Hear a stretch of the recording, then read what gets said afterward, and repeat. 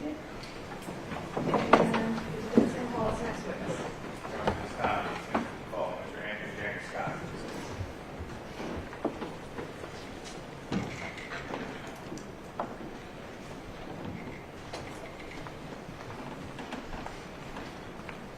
Mr. Scott, please raise your right hand. Do you swear or affirm the testimony given in this case is the truth and nothing but the truth, so help you God? All right, you can lower your hand and have a seat.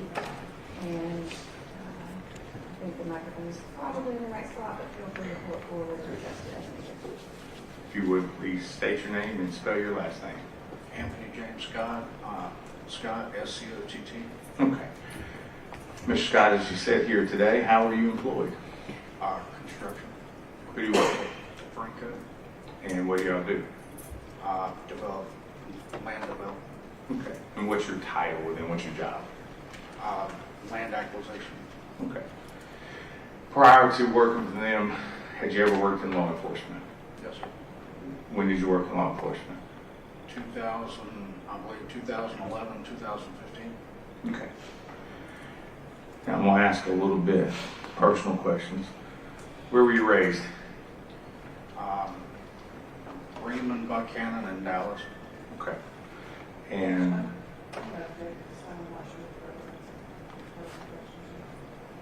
just laying a little foundation. I don't know if we can skip over. Just for a second, can everyone in the jury here get on here?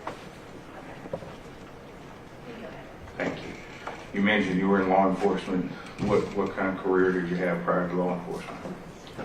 I was in the Marine Corps, From what year? 2007, 2011. What did you do in the Marine Corps? Infantry. Okay. Did you see active duty? Yes, sir. Where at? Fallujah, Iraq, and Mark, Afghanistan.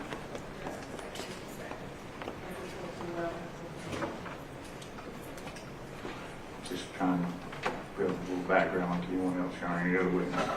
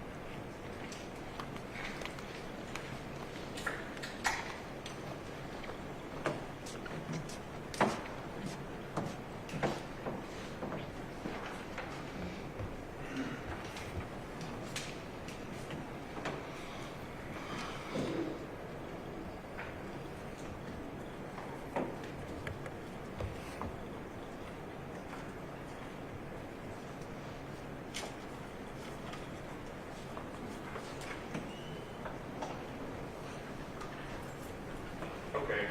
You mentioned after the Marine Corps, you were in 2007, 2011, and then you went to work with Georgia State Patrol. What sort of training did you receive to go to Georgia State Patrol? Went to the 89th Trooper School, Okay, and where's that at? South Georgia, Jib State. And how long is that? I believe it was 13 weeks. I can't remember how long it was. Fair enough. And at some point in time, where were you stationed, or which post did you go to? Hold on just a second. Jury cannot hear, so if you can pull that microphone towards you a little bit, please. Is that better? Okay. Thank you. Thank you. So where were you sent by Georgia State Patrol first? Thomasville. Okay. And how long did you work in Thomasville? Just about a month for field training. After that, where were you sent? Or where was your next? Jasper. Okay. And how long were you in Jasper? A month for field training. Okay. After there, where were you? Cartersville. And how long were you in Cartersville? About a month for field training. Okay. After that, where were you sent? Post 4 Villa Rica. Okay. Is that where you become what's known as a regular trooper or slick sleeve trooper? Yes, sir. Okay. Now, so we can talk a little bit about this. How many accidents would you work, crashes, collisions, would you work on an average day at Post 4? Anywhere from 2 to 10 a day. Okay. What areas were you covering? Carroll and Douglas County. Okay. Now, the date we're talking about today was a weekend. What was your area during the week? Weekend, excuse me. That night I was assigned to Carroll County. Okay. And what was your shift hours at that time? 10 p.m. to 6 a.m. What's that called within the department? What do y'all call that? midnight shift. Okay. How long had you been on midnight shift? I do not recall. It's normal that every trooper at the post at least work 3 midnight shifts a month. So that was part of my 3-day rotation for midnight shift. Okay. Let's go back to September 26, 15. Do you recall how your work day started? Let's just ask that. What'd you do? Got in my car and clocked in on duty off my computer at the house as I was leaving the house. Okay. And you'll have to give us address, but where do you live approximately? Buckhannon. Okay. And for those who may not know, Buckhannon to the accident site's how many miles approximately? I'd say 5-6 miles. Okay. And so you started work that evening, you said 10 o'clock, is that right? Yes, sir. All right. What do you remember you did first that night, work-wise? Just out patrolling and nothing significant. Okay. At some point in time, did you meet some guys from Bremen? Yes, sir. Why and where? Right there in Bremen under I-20 just to work traffic. Okay. And why were you meeting them there? Was there a reason? No, there was no reason. Okay. At some point in time, let's talk about your radio. Was anything going on with it? It was dead and needed to be charged. Did you have a charger in the charger? Did you have a charger in your truck? No, sir. Okay. What did you do with your radio? Gave it to one of the Bremen officers to charge because when I brought it up, he said he had a charger in his car. Okay. And just so we're clear, so the jury understands this is the radio that all the time you see your mic on your body? Yes, sir. Okay. You also tell us about, did you have communications in the car besides the portable radio? Yeah, we had a in-car radio. Okay. At some point in time, did you leave underneath the bridge at Bremen? Yes, sir. All right. Tell us what happened. Why'd you leave? The communication center in Noonan had called, letting me know that troopers were chasing I believe it was 2 vehicles northbound on 16 headed into Carroll County toward Plattsburgh. Okay. And for those who may not know, what sets between Carroll and Coweta County at that time? What's the landmark between the two of them? Carrollton? No, between Carroll County and Coweta County, Chattahoochee River is in there. Okay. And so where did you go? South on 27, left on Linda Lane, and then turned right there by the jail, headed toward Whitesburg. Okay. And tell us how far you got toward Whitesburg that evening. I'd say I got about halfway to Whitesburg when they came back and said that they had lost the suspect vehicles. I'm not familiar with the names of the area down there, but somewhere around if you're going south on 16 toward Whitesburg, there's a gas station to the left, somewhere around there. Okay. In the big community of Clem, in that area. Yes, sir. Okay.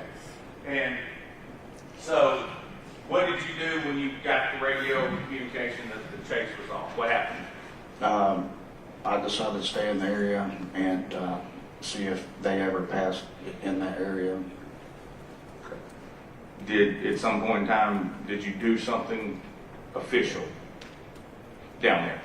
I believe I stopped a couple cars that might have matched the description. Turned out I didn't think it would have been the vehicles. Okay. And so what did you do after you stopped these couple cars?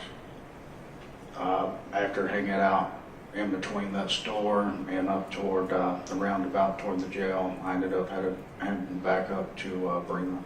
Okay. Was there a reason why you were heading back under the bridge at Bremen? He had my radio that I had to retrieve. Okay. Let's talk about some things. Paperwork. What kind of paperwork are you expected to do, or documentation you're expected to do as a trooper? Just all incident reports and crash reports for any crashes you work or DUI arrests, stuff like that. Okay. And is it fair to say you were behind at that time on your crash reports? Yes, sir. Okay. Tell me about that. Was it something you have been given attention to? Just tell us about the crash reports. Yeah, in the past I'd fallen behind working so many crashes and stuff. I'd fallen behind on crash reports and actually been written up for not having them completed in time. Okay. So were you going to work on them that night? What were you going to do that night when you got your radio? Yes, sir. I was going to go try to finish the ones that were behind that were already on my computer, and then hopefully get them done that night. Okay. And just so the jury understands, there's a laptop or a mounted computer in your patrol car, correct? There is. Okay. And so you can work on these reports from the car, is that right? Yes, sir. Okay. Now, so you're down around the jail, down at 16, between there and Whitesburg. At some point in time, you stop two cars. So what happens then? I head back up to Bremen. Do you recall the route that you took? Same route. I went down there, past the jail, took a right on the bypass that eventually turns into Linda Lane, and then took a right on 27 going north. Okay. Now, we've watched your video and we've seen the crash. Let's just get it out there. You did not have lights and sirens on, correct? No, sir. Okay. Now I'm going to ask you a little bit about lights and sirens. Have there ever been an occasion where you have gone to a scene or gone to an accident without your lights and sirens? The majority of the crashes we did not respond with lights and sirens. Okay. When would you use lights and sirens? If there was nobody else on the scene yet, and there was a chance of us actually being able to save a life. Okay. So, or a chase. Okay, or a chase. Okay. And so you approached the area in Bremen without your lights or sirens on? Yes, sir. Okay. And you had not, just to be fair, not been dispatched anywhere, had you? No, sir. Okay. Now, we see the crash, and we see where your car ended up. We've looked at that all week. What do you remember doing right before the crash? As far with your car? Just driving. Okay. All right. Moments before the crash, which direction did you turn, left or right? Tell us what you remember. Not fully turning, but moving your vehicle. Did you go right? Did you go left? We heard you testify earlier in the video, or not testify, but make a statement earlier. Do you remember going left or right? Well, when I noticed the car to the left, I went to the right in the right lane. And why? Why did you go the right lane? Because thinking that they would see me, I figured they would end up stopping right there, and I didn't want a chance to hit them. Okay. And at some point in time, we see you go back to the left. Why did you do that? Because I know they continued traveling to my right, so I realized that they weren't going to stop, so I tried to go left. Okay. And during your training as a trooper, did you take a class called EVOC? Yes, sir. Okay. Do you recall any of that training concerning a situation just like this? What are you trained to do? There's no training for that in actual EVOC or advanced EVOC. Okay. Were you ever There told? wasn't at the time. Have you ever been told what to do in that situation? Yes, sir. What have you been trained or told to do? To go to where the car was coming from. Okay. But your initial instinct was to go right? Yes, sir. All right. Now, after the collision, we see your car one place and the Nissan another. What do you do after your car comes to an arrest or stop? I can't remember which one I did first, but I activated my blue lights to let people know there was a hazard, and I notified the communication center that I was involved in at 1050. And 1050, just so the jury knows, what is a 1050? A crash. Okay. What'd you do after that? I ran up the hill to check on the occupant of the other vehicle. Okay. Now, do you remember which side of that vehicle you went to? The driver's side. Okay. Any reason why the driver's side? That's just where I knew I'd find at least somebody. Okay. Because the vehicle had been driven by somebody, is that fair? Yes, sir. Okay. What'd you do? I don't actually remember any tires spinning or anything like that. I just remembered a lot of smoke, so I wanted to get the occupant to a safe area.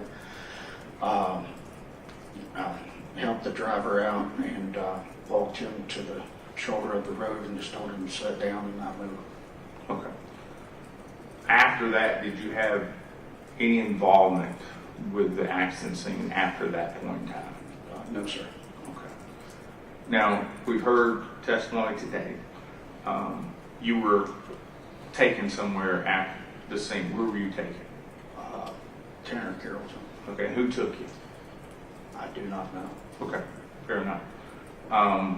What happened at Tanner Carrollton? They just assessed me and took my blood. Okay. And you agreed to have your blood taken. Is that correct? Yes, sir. Okay. And that was taken at the hospital that evening, correct? Yes, sir. All right. Now, with regards to anything else involved in this investigation, you had no part in it. Is that fair? Yes, sir. Okay. I want to ask you, has this incident been hard for you? Yes, sir. Just ask him his present sense impression both then and now.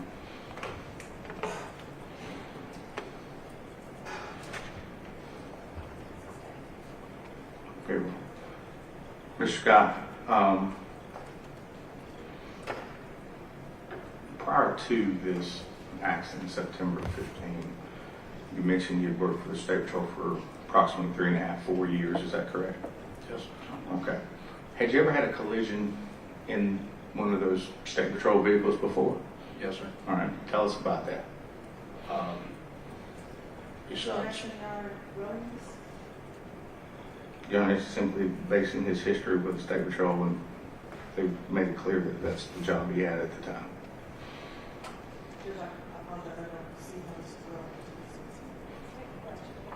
Yeah, I just asked if you'd ever had an accident in a state vehicle before.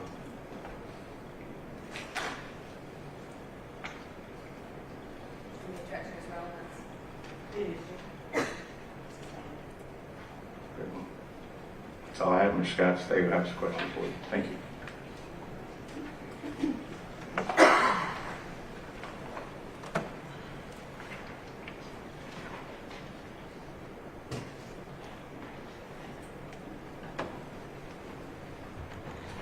Mr. Scott, what was your badge number at the time? 121.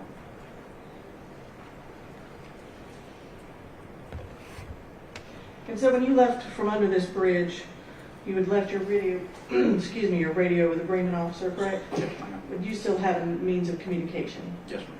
All right. So it wasn't a safety issue.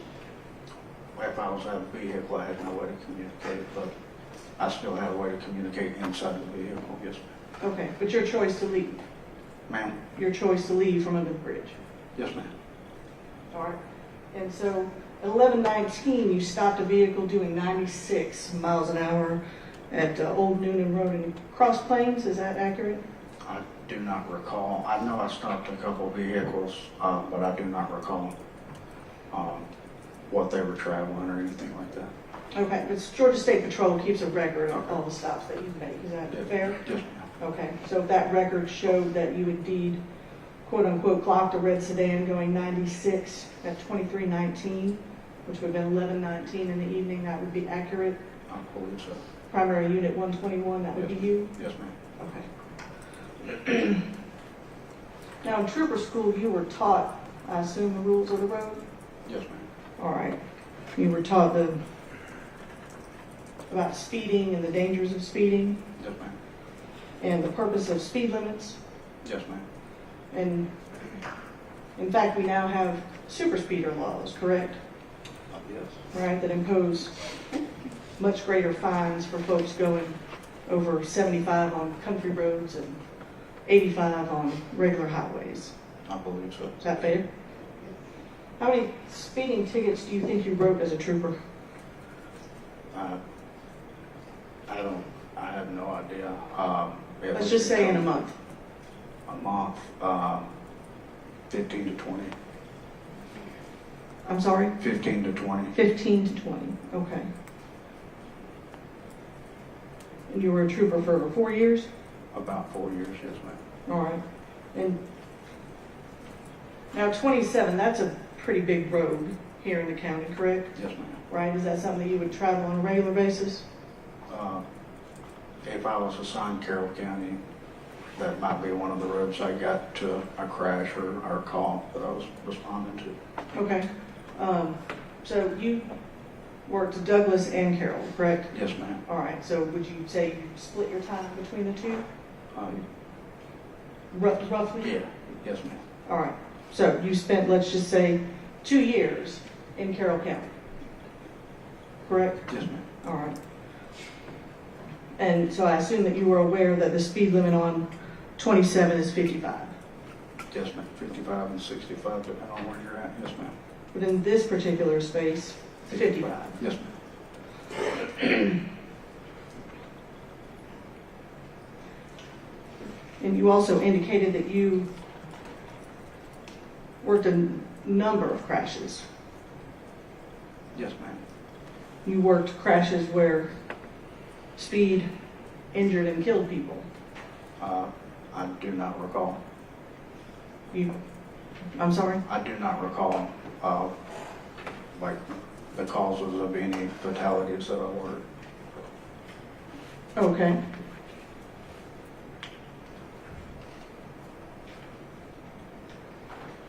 And so as a law enforcement officer, there are opportunities when you are permitted to speed. Is that accurate? Yes, ma'am. When you are on your way to a call with your lights and sirens, responding to an emergency, Yes, ma'am. okay? Perhaps chasing someone who's fleeing, Yes, ma'am. okay?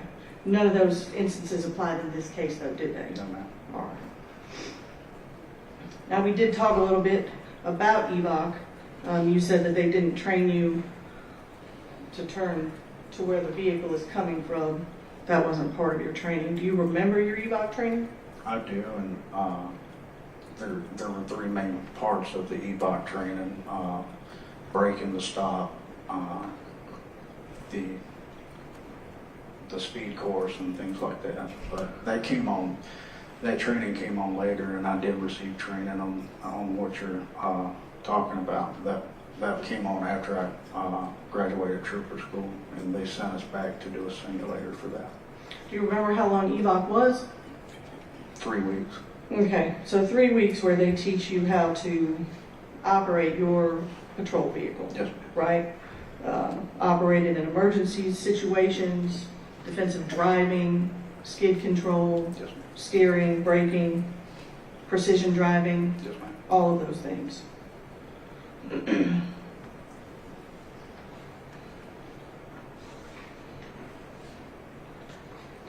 And then in 2013 of May, you had an additional 2 hours of patrol simulated driving. That might have been what I was just talking about, I'm not sure. Okay, and April of 2014, pursuit liability and due regard. Yes, ma'am, that has to do with running blue lights and sirens, yes, ma'am. Okay, and what does due regard mean? Well, even if you're running blue lights and sirens coming up to an intersection and there's a red light, you still have a due regard to yield to the cars that have the right of way. Sure, so due regard to other drivers on the road. Yes, ma'am. Okay, and then in June of 2014, another patrol simulated driving course. If that's what it says, yes. Okay, And then again in 2015, your pursuit liability and due regard, once again. Okay. So another 12 hours of training about the operation of your vehicle. Yes, ma'am. Now I want you to talk to me for just a minute. Tell me about your push bumper. What's that What it for? was used for? Yes. Mainly, like if there was a disabled vehicle in the roadway, you could use it to slowly push the vehicle out of the travel lane so there wasn't a chance anybody's tracking the vehicle. Or during a chase, you could perform the pit maneuver to safely get that hazard off the road. And it's essentially there to protect your car, correct? From damage?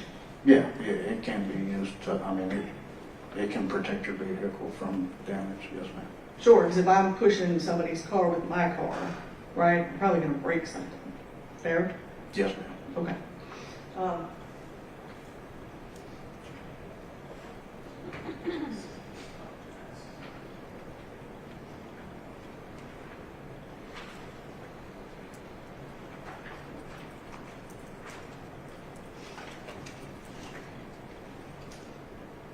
Got it, that coach.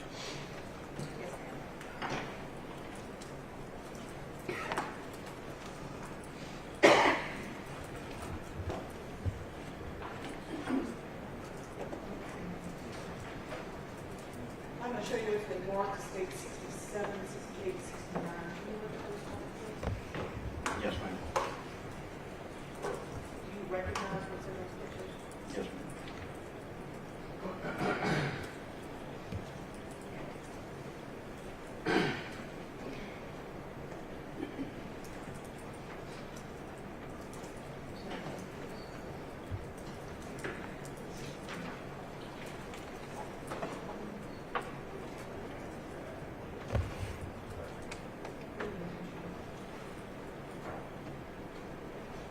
Now, can you tell me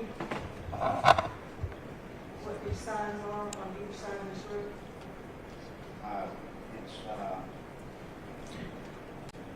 It's intersection, approaching intersection signs showing the suggested speed limit below. And that speed limit is 45, is it not? The suggested speed is 45.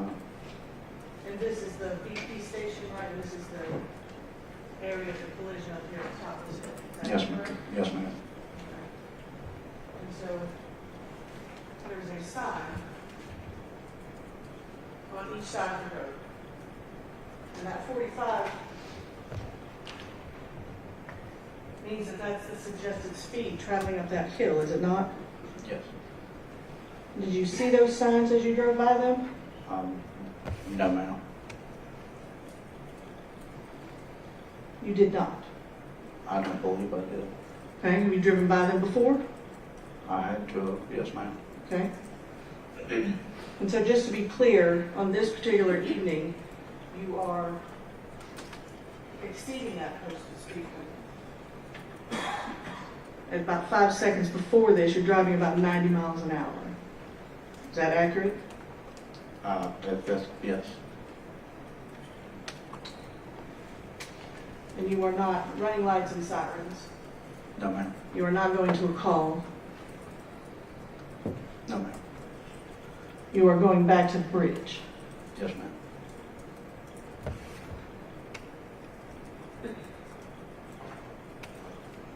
Thank you. All right, that's all I have. Just got to think after you go out and turn the heads. Yes, Mr. Scott, you may get back to the table here, so.